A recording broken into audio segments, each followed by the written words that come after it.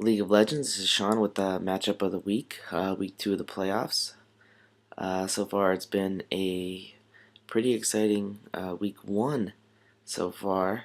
I was shitting bricks while I was watching um, the Patriots game last week as Aaron Hernandez basically tore it up the first half of the game. He had about, I think, 50 yards and 2 touchdowns, and I was getting very nervous, but I was able to squeak out a victory over Cody, who's a nice guy. I rather would have beaten anyone else but Cody. Just a nice guy, that Cody. Took time to say hi to me and my girlfriend at the time when we were at the Red Sox game back a couple months ago. Took time out of his rain delay to say hi and have a beer and catch up. So, he'll be in the playoffs next year, I'm sure. But Sam and Miller's matchup was also close. About 10 points, Miller squeaked out that victory. If Sam put in Denario Alexander, then Sam would have got the W. And King moved on comfortably, as did Seth. So I apologize. I didn't get a girl of the week. This week I worked every day, 12-hour shifts, so I'm pretty beat. I had to do all my Christmas shopping today, but that's no excuse. But if you know, I said last week, calling out Bean LA for not putting time into the league, I should have had a girl of the week. So this is a fill in the blank girl of the week. So I did pick up a local beer today for the matchup. This is it's called Great White Beer, so you can see the label. Never heard of it before. And I picked it up at a local liquor store, tiny store.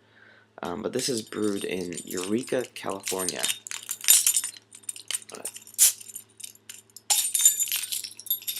I also picked up if you guys remember, I featured a beer a couple weeks ago, put out by Hangar 24 Brewery in Redlands, which is probably a mile or two down the road from me.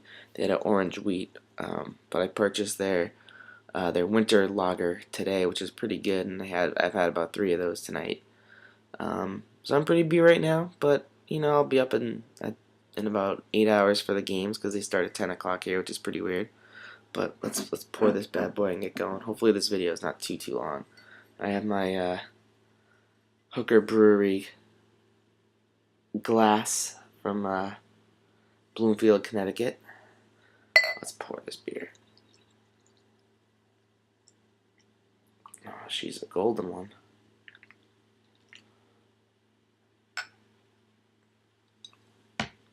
She looks good. Good aroma.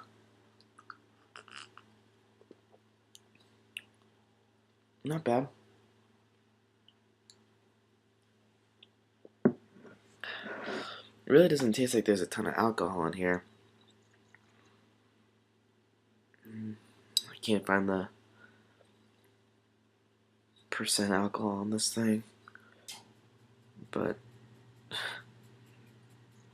it says it's unfiltered, unmalted wheat, made with mountain water and ale yeast, coriander, with blend of Humboldt herbs, which I have no idea what those are.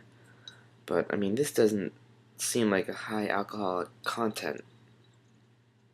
I mean, it seems like it's like I want to say like a 4.3 or 4.4. But it still tastes good.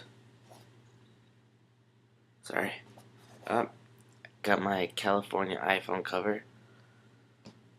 And as you can tell, Julie decorated the apartment. Whatever. But the beer is not too bad. I like the winter lager I had before. The Hangar 24. It's called Hullabaloo, which is pretty good. But this one I'd probably give a 6 out of 10 Burn Dog stars or Burn Dog points. So, I mean, I paid 9 for the 6-pack.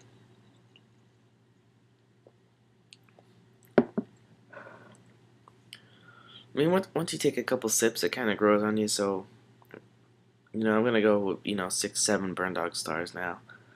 Um, but it seems like it's from it says Lost Coast Brewery and Cafe, 617 4th Street, Eureka, California. So that's about 10 miles from here. But I'd probably purchase it again. Not that bad if it's cheaper at another venue. But let's get down to it. Matchup of the week. No shock that this matchup is going to be Mr. Bernier versus Mr. Miller. So I don't want to feature my team in a matchup of the week. So hopefully someone can chime in before the games kick off, and maybe next week Sam can do a championship matchup of the week. Yes, Sam, I'm calling you out. Even though you lost, you put up a good fight. I mean, even if you played this week, it would have been tough to win with Fred Jackson on the IR and RG3 not getting the start. Um,